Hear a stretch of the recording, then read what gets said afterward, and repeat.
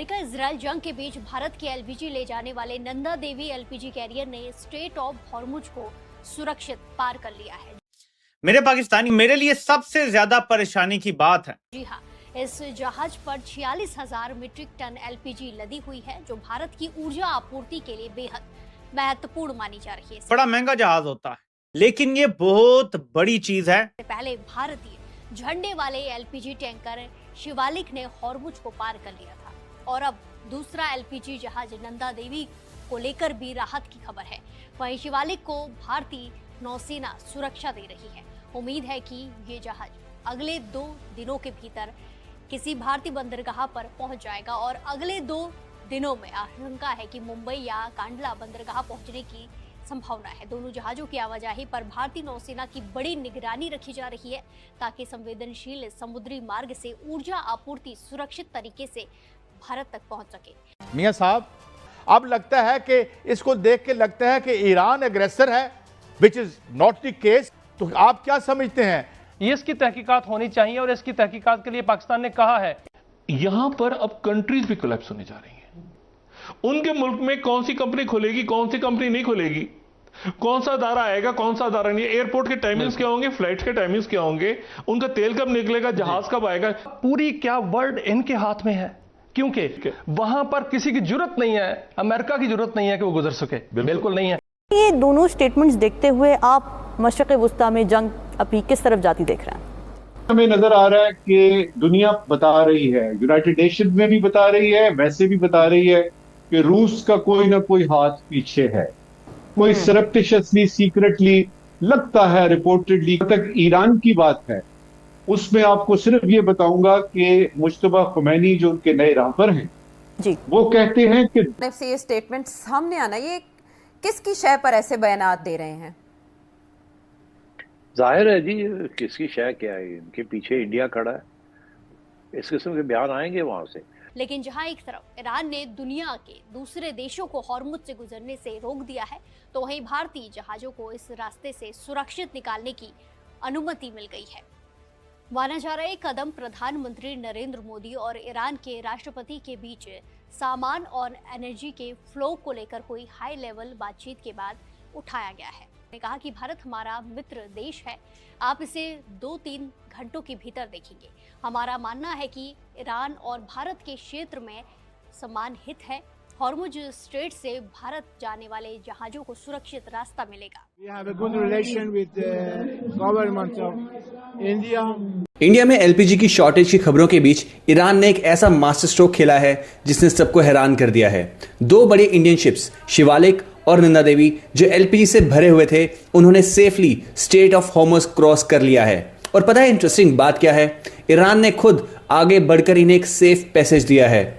आपको बता दूं कि वॉर लाइक सिचुएशन की वजह से ईरान ने हॉर्मुज स्ट्रेट को बाकी दुनिया, खासकर अमेरिका लेड सपोर्टर्स के लिए ब्लॉक कर रखा है। लेकिन पीएम मोदी और ईरानियन प्रेसिडेंट की स्ट्रेटेजिक बॉन्डिंग का असर यह हुआ कि भारत के लिए रास्ता बिल्कुल साफ था। जब दुनिया टेंशन में है, तब ईरान का इस जेस्चर इंडिया के लिए एक बहुत बड़ा जियोपॉलिटिकल विन है।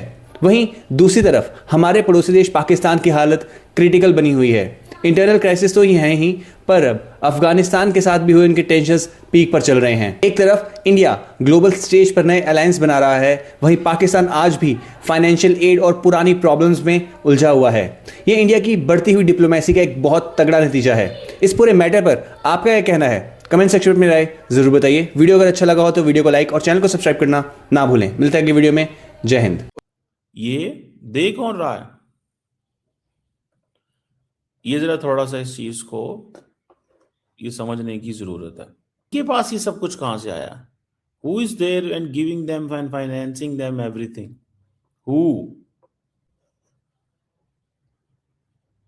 Who is giving them everything? And कौन चाहेगा कि ये ऐसे, मतलब ये ऐसे हो जैसे हो रहा है? मेरे लिए ये एक बड़ी इंटरेस्टिंग चीज है।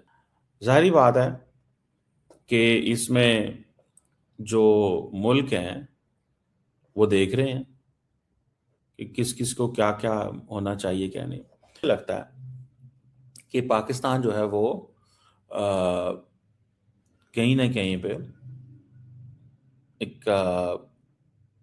एक बड़ी ये चैलेंज ही होता है आपके लिए, याद रखिएगा, कोई मजाक थोड़ा ही होता है। ये एक ऐसा बड़ा चैलेंज है कि हमारी महंगाई मुल्क में पहले ही बढ़ी है, वो तो नहीं कम हो रही। क्यों कम हो रही है? बिल्कुल नहीं कम हो रही, वो बिल्कुल नहीं कम हो रही। तो फिर क्या मसला क्या है? मुझे ऐसा लगता है कि कहीं ना कहीं पे आप ये देखते हैं कि यार मुल्क के अंदर चैलेंजेस हैं, महंगाई बढ़ेगी, हालात खराब होंगे। वो कहें कि यार ये क्या मतलब वो है, दो लोग फील्ड मार्शल की तारीफ करते हैं, शहबाज शरीफ की तारीफ करते हैं। ये हमारा ये हमारी कौन सी पॉलिसी है? हम जी नोबेल प्राइज के लिए उनको, क्योंकि द मैन ऑफ पीस है तो हम उनको नॉमिनेट कर रहे हैं। भाई इंडिया उस पीस बोर्ड में नहीं गया, फ्रांस उस पीस बोर्ड में नहीं गया, उसकी मीटिंग में ही नहीं आया कैमरा साहब। बहुत बड़े बड़े जो दुनिया के लीडर्स हैं उन्होंने कहा नहीं भाई, चीन नहीं आया उसमें, रशिया नहीं आया उसमें, हम पहुंचे हुए। वजह क्या है? उस पीस ऑफ बोर्ड का क्या हो, उसकी कंडेमिनेशन या उससे हम एग्जिट करेंगे इस वक्त? फिर कहते जी फॉरेन पॉलिसी हमारी, तो पहले तो बड़ी तारीफें हो रही कि जी हमारी फॉरेन पॉलिसी ऐसी हो गई कि हम पता नहीं आसमान पे पहुंचे हुए, हर कोई हमें हाथों हाथ ले रहा है। एक तरफ कहा जा रहा था कि $12 अरब का पता नहीं हम वेपन बेच रहे हैं सऊदी अरेबिया को, अब उनसे कहा कि सरकार तुसी कुछ मेहरबानी फरमा दो, $5 अरब उधार में पकड़ा दो, मजीद $5 अरब जो पुराने उसको 10 साल के लिए हमारे पास रहने दो, और $5 अरब का तेल भी हमें दे देना। अपनाए हुर्मुज की बात की है कि उसको आप बंद नहीं रख सकते, तो खुलवा लेना। आपका बस नहीं चल रहा, आपका बस नहीं चल रहा, ये हड्डी गले में फंस गई है। और जीसीसी मुमालिक है कि जी अमरीकी अड्डों से ना हमले किए जाएं, अमेरिका को कंडेम करें, वो अभी भी ईरान को कंडेम करें कि आपने क्यों अटैक किया। मेरा आपका जो आप कह रहे हैं ना शहबाज शरीफ जो गया था, एंड पाकिस्तान का रोल जो है एज अ गो बिटवीन, मगर अगर आप इस वक्त बात करना चाहते हैं उसके बारे में, तो एब्सोल्युटली राइट। अमेरिका के सामने एक वैसल स्टेट बन गए हो, you say you are independent sovereign countries. चलिए चलो हम मान गए आप इंडिपेंडेंट सॉवरन है, हालांकि कुछ और लोग कहते हैं कि आप फैमिली शेखडम्स हैं, वो भूल जाए। तो अगर आप इंडिपेंडेंट और सॉवरन है तो आप तो फिर एक अमेरिका का एक वैसल स्टेट बन के ईरान के खिलाफ लड़ रहे हैं। आपका एयर स्पेस और आपका जमीन इस्तेमाल हो रहा है, और आप कह रहे हैं कि ईरान ने हमारे से ज्यादती की है, and you did not even keep your word. और इंटरनल चैलेंजेस बढ़ेंगे, जंग शुरू होगी, ईरान इराक वॉर है, फिर महंगाई बढ़ेगी, ईरान इजराइल वॉर है, उसके अंदर भी महंगाई बढ़ेगी। टेंशन होती है गवर्नमेंट को यार, उन्होंने चीजें मैनेज करनी होती हैं। मुझे लगता है कि पाकिस्तान शैल फिनिश द जॉब। हमारा जिनका है, हमें भी तो इस चीज को देखना है ना भैया, कि हम क्या कर सकते हैं और क्या नहीं कर सकते। समझ रहे हैं सर? मैं समझता हूं कि चाइनीज डिप्लोमेसी, पहले कतरी और दूसरी डिप्लोमेसी हुई, इंडिया के हवाले से पाकिस्तान जो है what they should do more, ठीक है, उनके बारे में पाकिस्तान को क्या करना चाहिए। पाकिस्तान के पास कोई ऐसी स्ट्रैटेजी है जो ग्रोइंग रोल है, जो ग्रोइंग यारी है, ठीक है, उसके हवाले से कुछ हो सके? मुझे नहीं लगता, I don't think so. And अगर ये नहीं होती तो इस पे कुछ ना कुछ पाकिस्तान को करना चाहिए। अगर पाकिस्तान ऐसे कोई रिस्पॉन्ड नहीं कर पाता